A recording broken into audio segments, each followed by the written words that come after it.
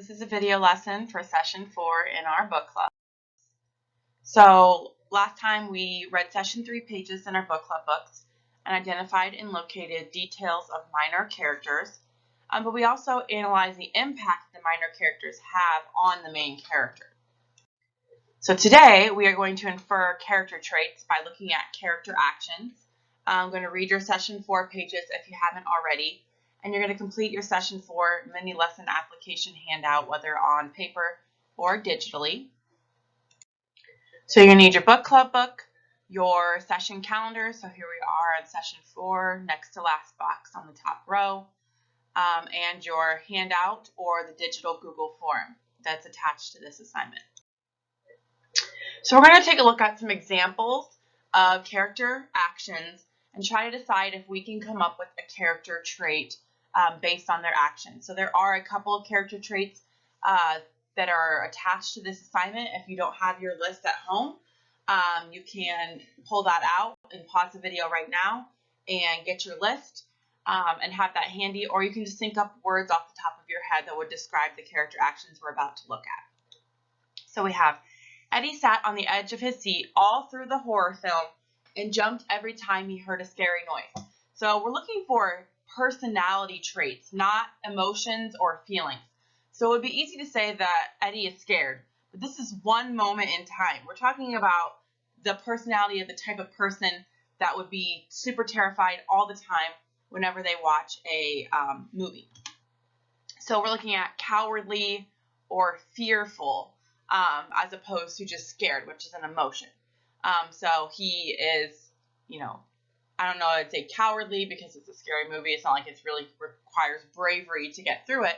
But he is definitely a fearful person, jumping every time he hears a scary movie. All right, so try another one. Jessie was the kind of girl who would deliver the newspaper every day, no matter what the weather was like. So take a second, think of a character trait before I share mine with you.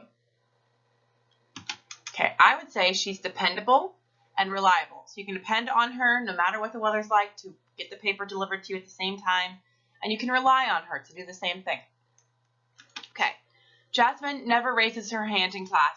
She always looks away when her teacher asks for volunteers.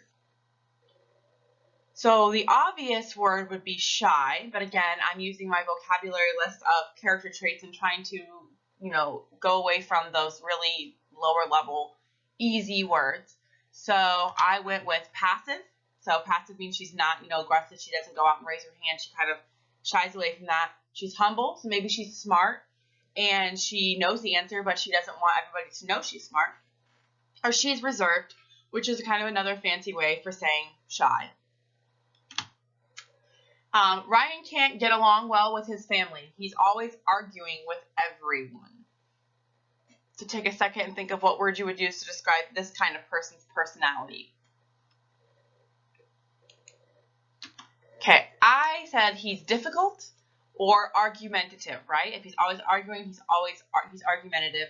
If he's difficult, it just means he's hard to be around, and the people in his family are always, happy to be in his company. Okay, one more slide of these, just a few more examples before you try it out on your own characters. So Andrew volunteered to sharpen pencils for his teacher before the class's test. So take a second, think about what character trait you would use to describe this character's actions. My cat is going crazy in the background. Millie. Okay, so I would describe Andrew as helpful, courteous, or charitable. Although he's not giving money as in charity, he is donating his time to his teacher when they already have so much to do. He is courteous, which means he is polite, and he's thinking of other people. Okay. After Mr. Darcy insulted Elizabeth and her family, she just decided it would be best to just ignore him. Okay, so actually there's two characters in this particular one. There's Mr. Darcy, who's insulting another character and her family. And then there's Elizabeth, who after being insulted is deciding to ignore the person that insulted her rather than, retaliate or, get mad about it. So Mr. Darcy, think about what word you would use to describe his personality. And Elizabeth, what word would you use to describe her personality? Okay, so I would describe him as hostile or rude. So, insulting people and their whole family is it's very rude. And hostile means, you're a little bit aggressive or angry, or, you aren't afraid to say things that are making people angry. You go out of your way to make them mad.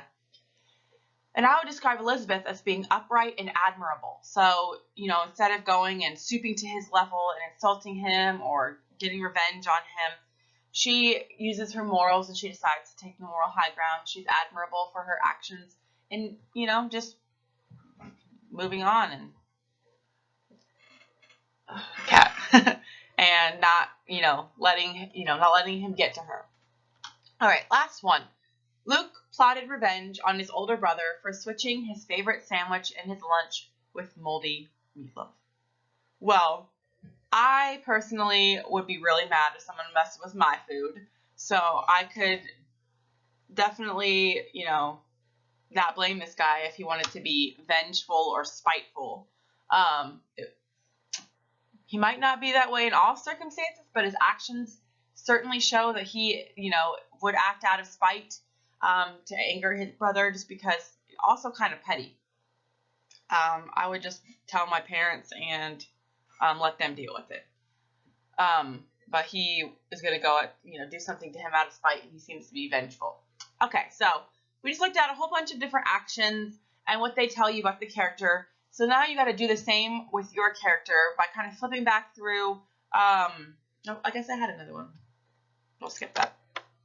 Miss Jones clipping her coupons as thrifty and modest, even though maybe her bank account was overflowing with cash. I thought there was only 3 on that slide. Sorry. All right, so moving on anyways. So what do your character's actions say about them? What character traits are present? So my character, they just went through a situation where they really needed to act. They needed to do things. Some crazy stuff is about ready to happen. They're, just about to be done with school, and there's no electricity. It keeps rolling on and off. The gas is like $9 a gallon, and they're going to school, but they don't always have electricity all parts of the day. So things are kind of getting crazy, and my character is like numb.